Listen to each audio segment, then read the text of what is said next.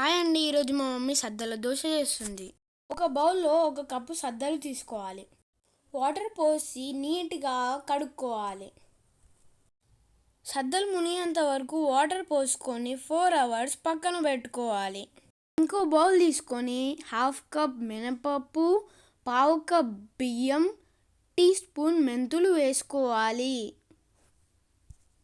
దాని తర్వాత కొన్ని వాటర్ పోసుకొని శుభ్రంగా కడుక్కోవాలి.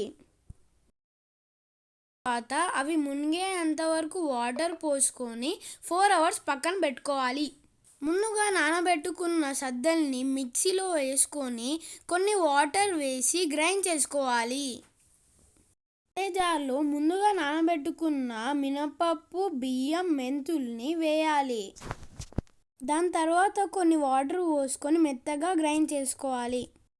ముందుగా గ్రైండ్ చేసుకున్న మిశ్రమాలను ఒక బౌల్లో వేసుకొని బాగా కలుపుకోవాలి. దాని తర్వాత మూత పెట్టుకొని 8 hours పక్కన పెట్టుకోవాలి. 1000 years later.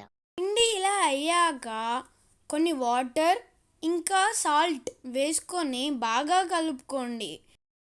స్టవ్ మీద ఒక దోశల పేలం పెట్టుకొని ఇలా వీడియోలో చూపిస్తున్నట్టుగా దోశలు వేసుకోండి.